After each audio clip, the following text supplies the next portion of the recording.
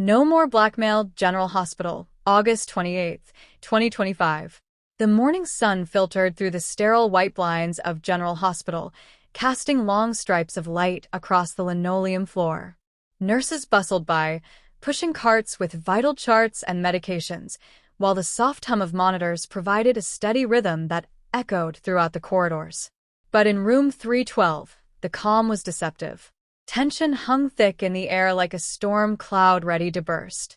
Dr. Alexis Monroe stood rigidly by the window, arms crossed, staring out at the city skyline. Her mind replayed last night's events over and over. The threat, the demand, the desperation. She had always prided herself on her ability to stay calm under pressure, to compartmentalize her personal and professional life. But this was different. "You're still thinking about it," came a soft voice from the doorway.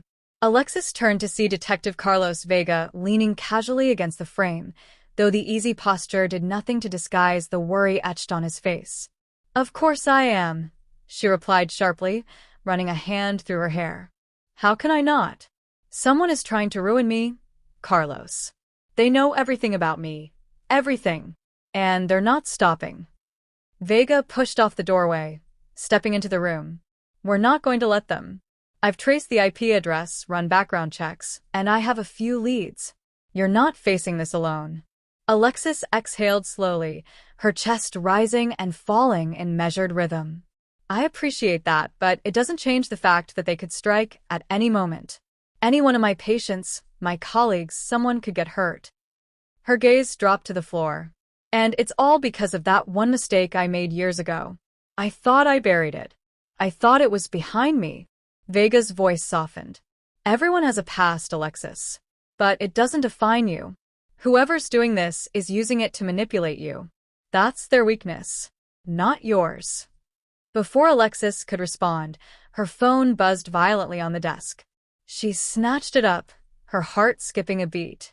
The message preview alone was enough to make her hands tremble. "Meet me tonight. Midnight. Pier 14. Come alone. Or everyone finds out." Her eyes widened. "They want me to meet them." Vega's jaw tightened. "We'll go with you. But we play it smart. No solo heroics."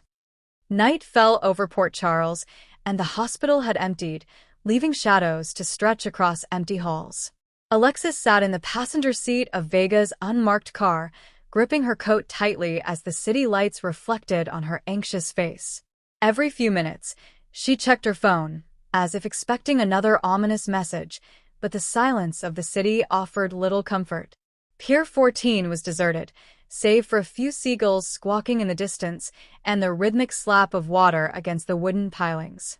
Alexis stepped out first, heels clicking sharply against the planks, her breath forming small clouds in the cold night air. Vega followed, hand subtly brushing the concealed weapon at his hip. "Remember," he whispered, "we stick to the plan. Eyes open, ears open. And if anything goes wrong..." Alexis cut him off. "We don't fail." From the shadows, a figure emerged, shrouded in a long coat and hat. The silhouette was intentionally vague, the identity concealed. Alexis' pulse quickened. This was it. "You came," the voice said, smooth and cold. "I have to admit, I didn't think you would." "Who are you?" Alexis demanded, trying to keep her voice steady. "What do you want from me?" The figure stepped closer, and Alexis could finally make out the sharpness in their eyes. "You know what I want. The file. The one you thought was destroyed." Alexis swallowed hard. "You're insane. That file is gone. There's nothing left." "Is there?" The figure's laugh was a knife twisting in the night air. "Do you want to test me?" Before Alexis could respond, Vega's voice cut through the tension. "Hands where I can see them." The figure froze, turning slowly to face him. "Detective Vega. I should have guessed. Always the hero, huh?" Vega stepped forward, unwavering. "Step away from her. Now." In a sudden, unexpected move, the figure lunged, not at Alexis, but at the crate stacked near the pier. A small, metallic object rolled across the planks, clattering loudly. Alexis realized with horror that it was a recording device. "Trying to blackmail me?" she snapped, stepping forward with newfound strength. You think fear controls me? You think you can ruin my life and get away with it?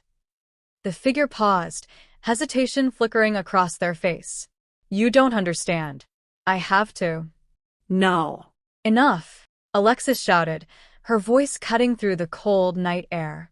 I will not live in fear. Not today. Not ever. With that, she ripped the recording device from the crate and crushed it underfoot. Sparks flew from the metal as it shattered into useless pieces. Vega moved in, restraining the figure as backup sirens wailed in the distance, an alert he had cleverly triggered earlier. You're finished, Alexis said, her chest heaving but her eyes alight with triumph. No more blackmail. No more threats. Your control ends tonight. The figure glared, defeated, as the law closed in. Vega's hand rested on Alexis' shoulder. You did it. You stood up. That's what matters. Back in her apartment, Alexis sank into the couch, exhaustion mixing with relief. The city outside continued its restless hum, but inside, she felt a rare calm. She picked up her phone and sent a single message to her colleagues at the hospital. All clear. Thanks for your support. And then, for the first time in months, she allowed herself a smile, a quiet, triumphant smile. Sometimes, victory wasn't about strength or cunning alone. Sometimes, it was about reclaiming your voice, refusing to bow to fear, and taking a stand. Alexis knew the road ahead would have challenges, but she also knew she had discovered something far more powerful than any blackmail, her own courage. As the night deepened and the city lights shimmered like distant stars, Alexis closed her eyes. No more secrets. No more shadows. No more blackmail. And for the first time in a long while, General Hospital and the world beyond felt a little brighter.